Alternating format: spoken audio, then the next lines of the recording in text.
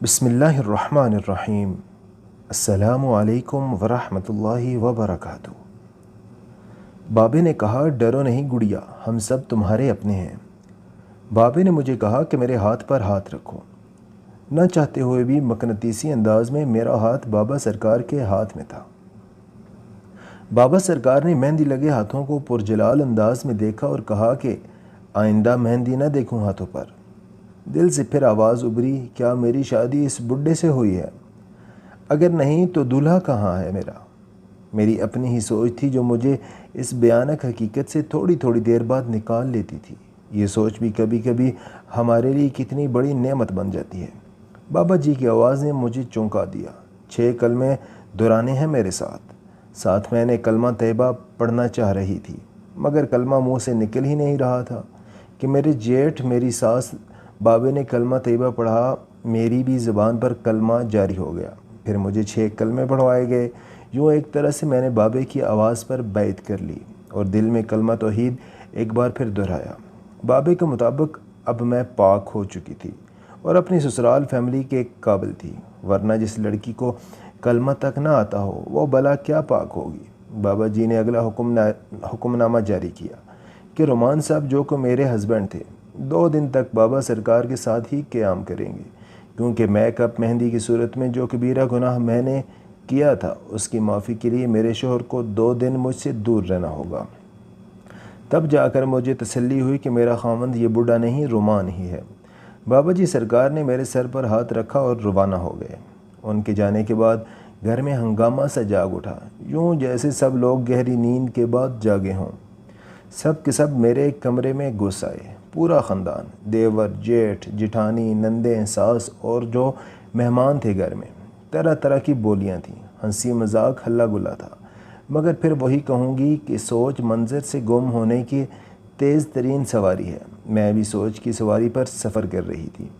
یہ میری سہاگ رات تھی، جہاں بیک وقت میں نے کئی سالوں پر محیط زندگی جی لی تھی۔ جو نہیں دیکھا تھا وہ بھی دیکھ لیا، اور عربی کلموں کو دہرا کر یا پڑھوا کر مسلمان بھی کر دی گئی تھی، دینیات سے متعارف کروا دی گئی، پلید بھی تھی، پاک کر دی گئی تھی۔ کیا یہ ہوتی ہے شادی جہاں دولہا تک موجود نہیں تھا، جہاں پھول تھے، نہ خوشبو، نہ رنگ و نور کی برسات تھی؟ میں تھی اور میری سوچیں تھیں۔ تھوڑی دیر پہلے کیا ہوا تھا کچھ سمجھ نہیں آیا تھا، یا میں سمجھ کر بھی سمجھنا نہیں چاہ رہی تھی، مگر کون جانتا تھا کہ تقدیر میرے قریب کھڑی میری حالت زار پر ایک اور کہکا لگانے کو تیار تھی۔ 2 بچے لیے میری ستیری ساس آئیں اور مجھ سے تعارف کرواتے ہوئے بولیں، لو بچوں، تم لوگوں کی نئی مما آ گئی ہیں۔ میرے سر پر گویا کسی نے بم پھوڑا تھا یا آسمان گرا تھا، کوئی زمین پھٹی تھی، بھونچال آیا تھا، یا طوفان کی زد میں میری نازک ذات تھی۔ بچے مجھے اجنبی نظروں سے دیکھ رہے تھے۔ پہلا بچہ 5 سال کا تھا اور دوسرا 2 سال کا تھا۔ جو بچہ 2 سال کا تھا اسے میری گود میں ڈال کر سب بنگڑا ڈالنے لگے، سب تالیاں بجا رہے تھے۔ میں پتھر کا بت بنی بچے کو گود میں لیے ساکت بیٹھی تھی۔ بچہ شور کی وجہ سے رونے لگا۔ مجھے سمجھ نہیں آ رہی تھی کیا کروں۔ کوئی روتے بچے کی طرح دھیان ہی نہیں دے رہا تھا کہ میرے گھٹنے جو کچھ پل پہلے ساکت تھے ایک دم سے ہلنے لگے، جیسے بچے کو بہلا رہے ہوں۔ مجمع میں ایک خاتون کی آواز گونجی، اوئے ہوئے بڑا تجربہ ہے بچے سنبھالنے کا۔ ایک اور آواز گونجی، چھوٹے گھر کی لڑکیاں تجربے دار ہوتی ہیں۔ پھر سے کہکے گونجے اور میرے دل نے شدت سے دعا کی، یا اللہ رحم۔ اس دوران کب میں نے ہوش کا دامن چھوڑا پتہ ہی نہیں چلا۔ شاید مجھے بے ہوش ہی ہو جانا چاہیے تھا، ہوش میں رہتی تو شاید مر جاتی۔ شاید اللہ سے رحم مانگا تھا تو اس کی رحیم ذات نے بے ہوش کر کے رحم فرما دیا تھا۔ بابا سرکار کو کال کی، میری بے ہوشی کی خبر دی گئی۔ بابا سرکار نے فرمایا کہ ابھی نجاست دور ہوئی ہے تو اس لیے بے ہوش ہو گئی ہوں، صبح تک ہوش آ جائے گا۔ پھر موکلات بھی ناراض ہیں، اس لیے یہ سب تو ہونا ہی تھا۔ یہ معلومات بعد کی ہیں کہ بابا سرکار نے یہ فرمایا تھا۔ خیر جیسے تیسے وہ رات گزر گئی۔ کون کب تک رکا، بعد میں کیا ہوا تھا کچھ یاد نہیں۔ صبح شادی والے گھر کے ہنگاموں سے میری آنکھ کھلی۔ ایک ہی رات میں میرا سب کچھ بدل گیا تھا۔ میں تھی اور میری بد نصیبی تھی۔ میں کمرے میں اکیلی تھی کہ ایک بچی میرے کمرے میں آئی اور کہنے لگی، چچی ناشتہ کچن میں کریں گی یا اپنے کمرے میں؟ کمرے میں کام والی صفائی کے لیے آئی تو میں کچن میں چلی آئی۔ سبھی تھے کچن میں وہ تمام کردار جو میں تعارفی قسط میں بتا چکی ہوں۔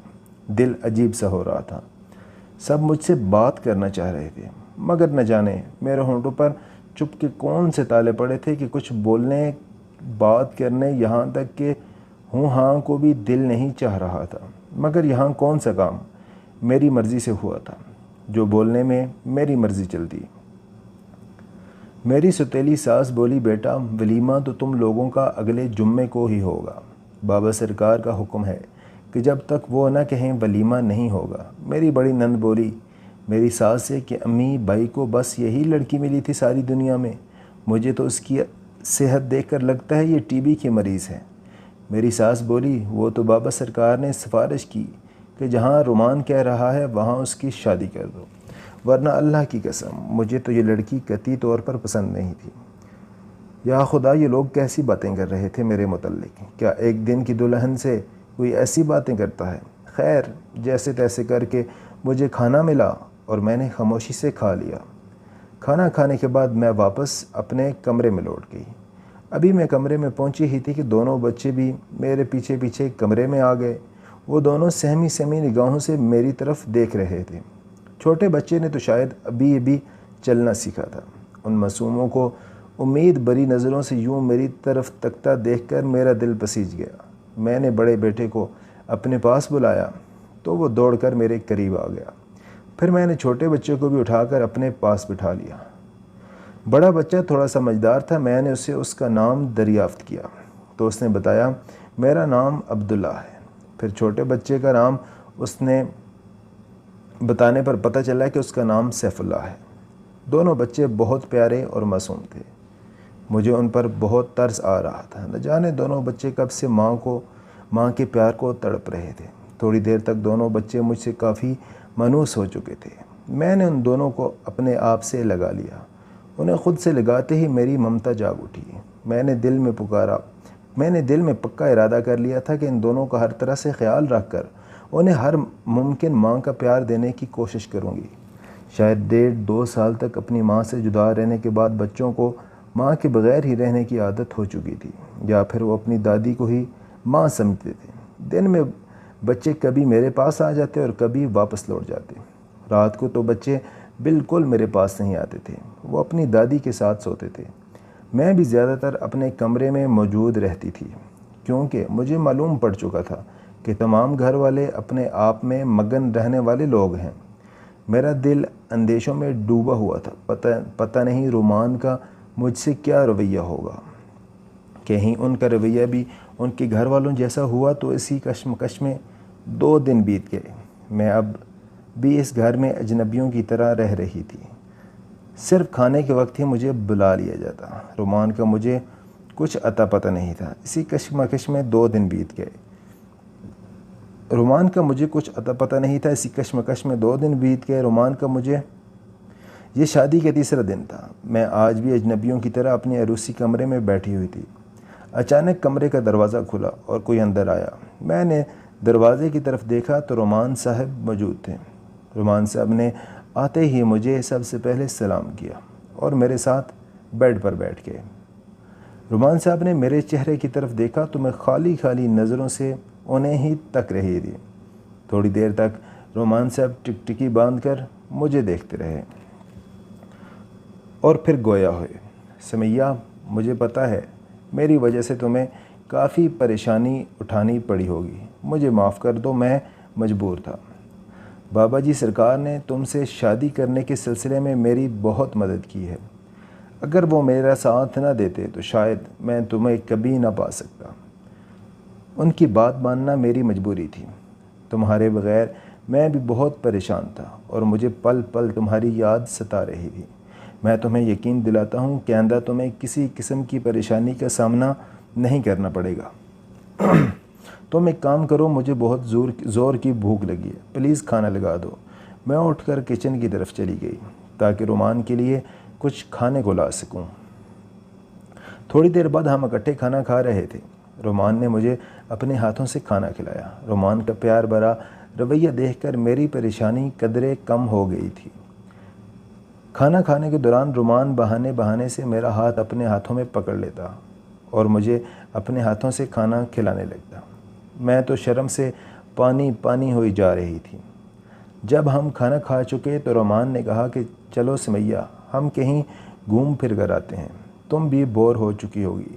تم ایسا کرو، پہلے نہا کر فریش ہو جاؤ، پھر میں تمہیں اپنے ہاتھوں سے تیار کروں گا۔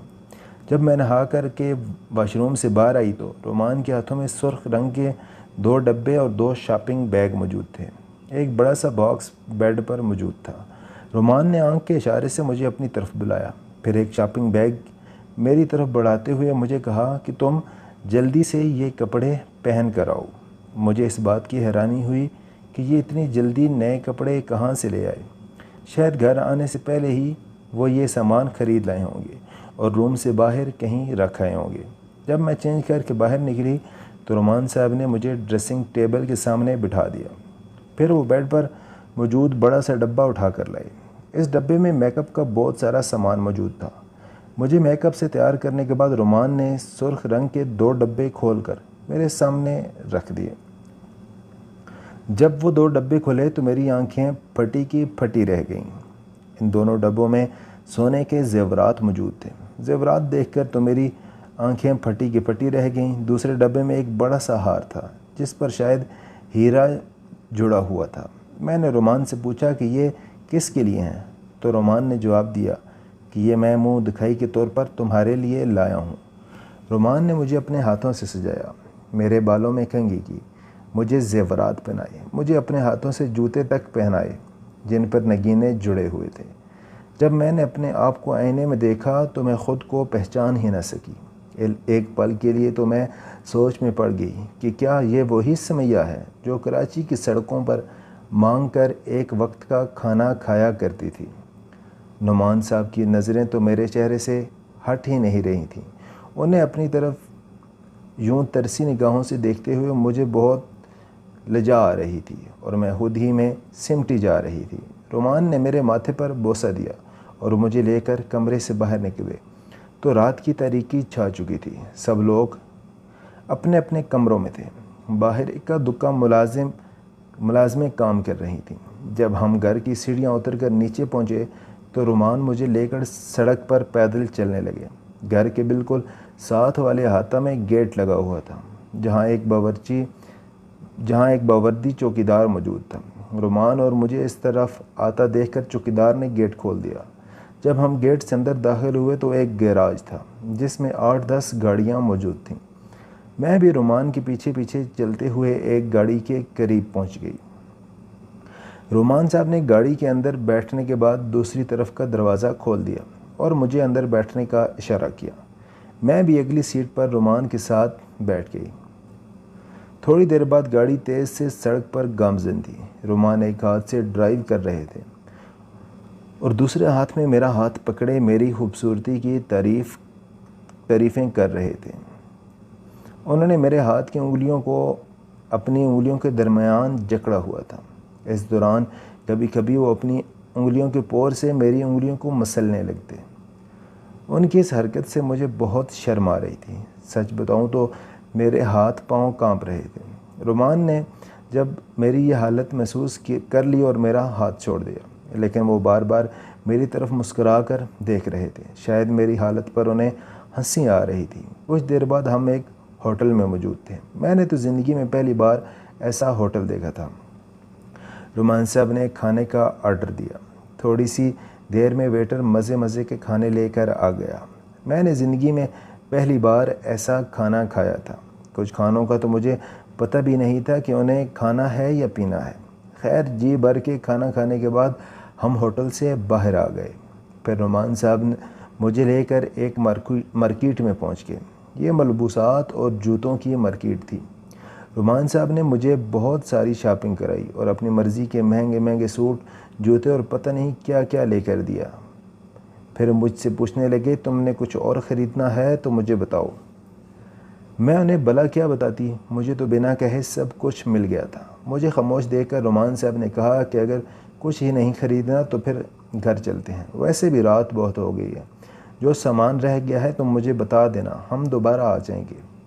رومان کے ساتھ پا کر میں بہت خوش تھی۔ اپنی قسمت پر یقین نہیں آ رہا تھا جہاں پچھلے 2 دن سے میں صرف یہی سوچ رہی تھی کہ پتہ نہیں کس قید خانے میں پھنس گئی ہوں۔